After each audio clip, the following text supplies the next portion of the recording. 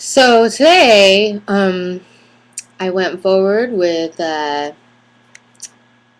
having a meeting with a female instructor at my school, and she's actually a pretty high-ranking administrator owner. I'm not sure she's the owner, but she's pretty much been in the system for a really long time. And she knew this man, this instructor, um, since he was in level 1. He has a unique street experience, and he's a little rough around the edges, she says, so, and they really like him like that, but she's, definitely um, agreeing with me that some of the things that I explained to her were questionable. Um, but she's gonna actually, she heard my story, and there was another girl that came along for a little while, but then she left.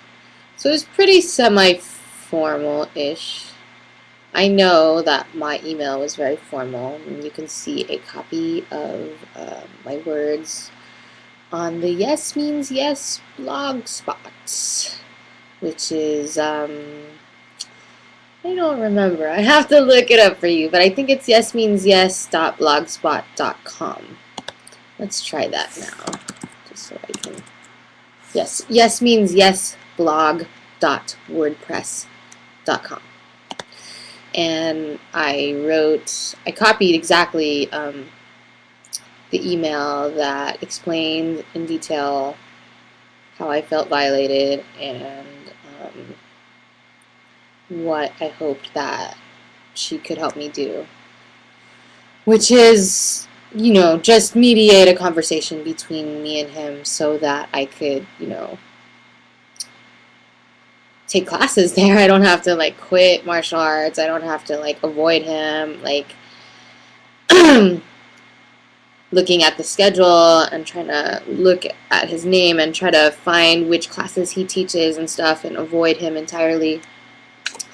Was already not successful because when I went to meet with her today, we saw each other. He tapped me on the shoulder. Hey, how's it going? Super friendly and everything. He has no clue, none whatsoever. And I think it's because after the incident happened that night, I was okay with it. I was, bye, all right, see you later. Oh, that's your car. Oh, because that's pretty much very typical with what a survivor does. If you have never been sexually assaulted or molested, or are familiar with sort of the signs of someone who's been violated, they don't always freak out instantly, and it doesn't always show in your face. But it did show in my face, and that's why he said, "Are you uncomfortable with this?" And I said, "Yeah, I'm uncomfortable with this, but I'm narrating my discomfort to you, and I'm processing it while you're doing it, and so in my mind, I think that kind of makes it okay." But in talking to my counselor about this, I realized that just because someone asks before they violate you doesn't mean that they didn't violate you. Is it okay if I touch you here? It doesn't mean that it's okay. It's just it depends on what their position in your life is, whether or not you feel like you're gonna say no right away, just like the classic scenario, or it's gonna be so odd or weird to you, like a parent or a cousin or an instructor or a sergeant or something like that, where you're like, oh, and then it's already done by the time you finish the O and okay. So this happened, and then today, he asked to spar with me today, and I had to lie and say, I'm leaving, and I actually wanted to kind of have the strength to take a class because I have still a lot of, just residual feelings about, a lot of the incidents that have been happening to me, so I want to punch and kick and work out, and I went to yoga yesterday, and that was more painful than usual because I had worked so hard on this harder bag at Gold's Gym, which was, fun. It was good. I faked that I wanted to be a member there, and then I got to use their punching bag, and that was really great. And then yesterday I took yoga, and that was good. And then today I went back to martial arts and I passed by him and he noticed that I wasn't in his class. He asked about it. He saw me with his supervisor, and I'm sure that he should know by now because she said that she would talk to him after I left. And so the ball is already rolling. And that email was already sent, and she called me back the next day, which is today, and we met today at Starbucks for 2 hours. And then after our meeting, which was really great, she was very supportive. She's been instructing, women-only seminars there, including a seminar that's specifically for fighting violent sexual assault called Fight Back. And she told me that she's also a survivor of sexual violence, and we talked a lot about how you train your whole life to fight back these powerful, like, aggressive attacks, and that's what we're doing in class, but sometimes, especially when you're being molested, it's like very slow and very slick, and it's often an abuse of power, where you put your body or your trust in someone that you're supposed to, is supposed to show you the right direction. You put your trust and your body in their hands and they violate you. And the only thing I can say is no, it wasn't the worst type of violation that I've ever experienced in my life. It's just really hard to face him and allow myself to, like, he's like, hey, you want to, it's like the feelings that are coming up are like a brother has done something wrong and then he's asking me, hey, you want to go eat after or something, like everything is cool and everything's supposed to be great, and he has no clue that what he's done is inappropriate. And it could be me, I could be overreacting, but I'm pretty sure, I have moved on from this unsure place, actually, to confirming in my body that I indeed experienced something that was not right.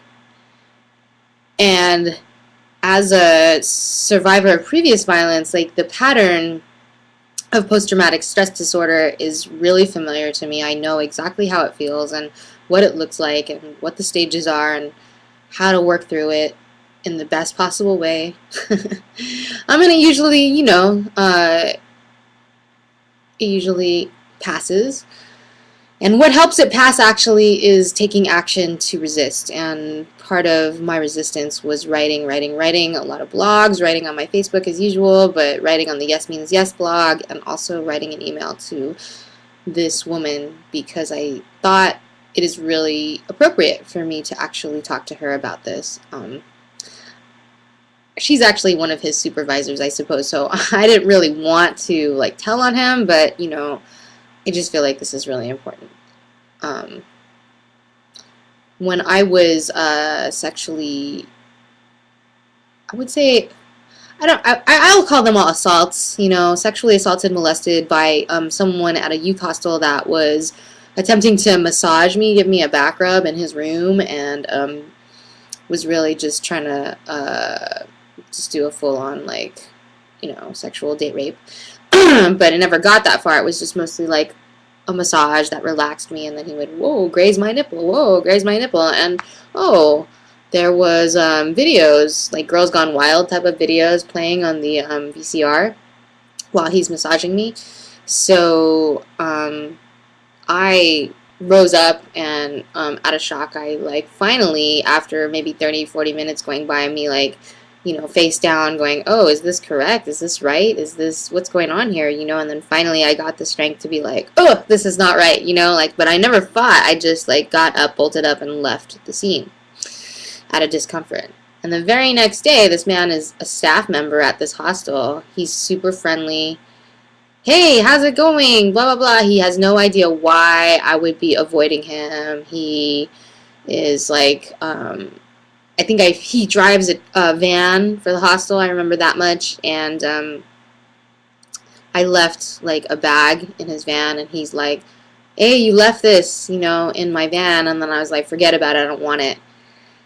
And I was, I think, 20 years old at this time, and super unaware of, my body.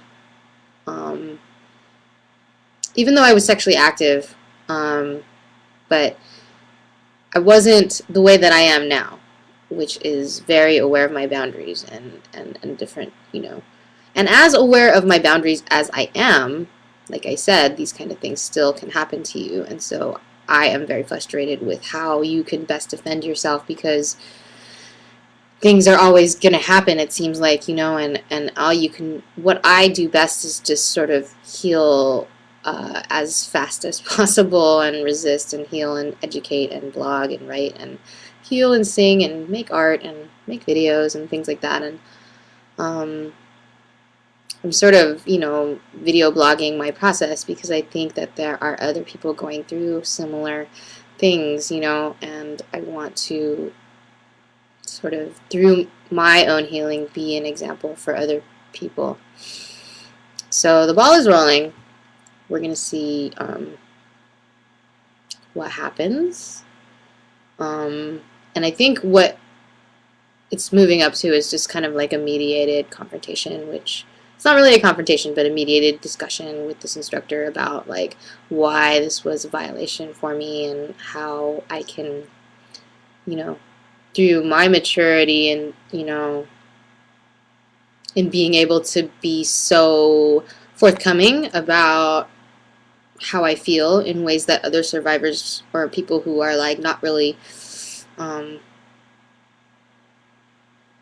don't know, who have not experienced as much sexual violence as me, or have not gone through as much counseling and don't have the language, or I'm not sure what it is that I can offer, but I'm at a point where I can come forward, which is important, I think. And I think that perpetrators often assume that someone's going to be too scared to say anything, or they don't even know that they've done something wrong. Okay, let's talk about the other violation. And I talked to the same female instructor about the incident. I actually had told her, my whole story, which was a little bit scary, but I did tell her that I was a sex worker and that while I was an escort on, on Saturday night, I had that incident happen where someone grabbed my butt, and she was like, oh, I think you did good, and all, like a lot of people are saying, yeah, I think that you did good. I would avoid using the F word because then you're instigating them to keep coming towards you, which I thought making myself bigger by cursing and saying like fuck you, that was gonna help, which I think it did. But I think what really helped is that I had, I told him it was mace, but really it was my stun gun, and I didn't reveal what my weapon was, but I just had my hand on my trigger, which I think that's what made him, retreat, which I should be proud of. I mean, that's pretty much what you want, but even though I've done this, when I got robbed, I did it the other night, I still want to kick someone's ass. And so that's why I beat the shit out of a bag the next day, and, I go back to martial arts class, and I need it. It's like I need this adrenaline rush because it heals you, to release a lot of that aggression and energy. And that's because a lot of dickheads are watching this video and they use my vulnerability as a way to contribute to the problem and not part of the solution. So they're like, oh, hey, I just saw your video, are you okay? And instead of being friends, they just use that as a way to just abuse you more, which has just happened with someone that I thought was sort of a friend, but really is just a misogynistic asshole. And if you're watching, yeah, that's you. You're an asshole. I